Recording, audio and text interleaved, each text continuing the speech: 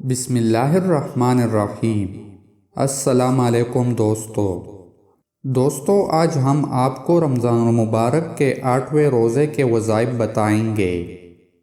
رمضان المبارک کے 8ویں روزے کو نماز فجر کے بعد سورۃ فتح 1 مرتبہ پڑھے۔ نماز ظہر کے بعد دعائے رزق 25 مرتبہ پڑھے۔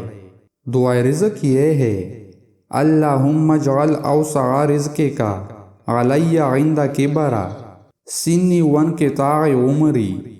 نماز عصر کے بعد 5واں کلمہ 1 مرتبہ پڑھے۔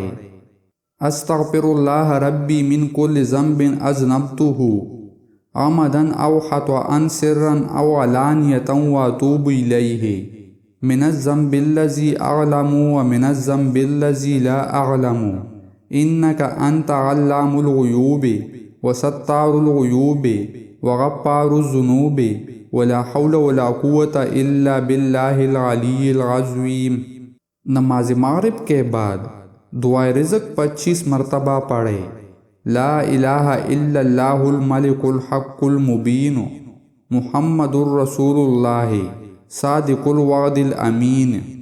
نماز عشاء کے بعد سورۃ آل عمران آیت نمبر 26 70 مرتبہ پڑھے۔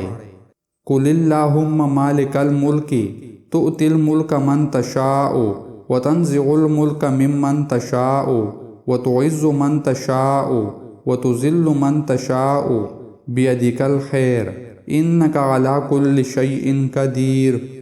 دوستو، مزید اسلامک ویڈیوز دیکھنے کے لیے ہمارے چینل کو سبسکرائب کریں۔ جزاک اللہ۔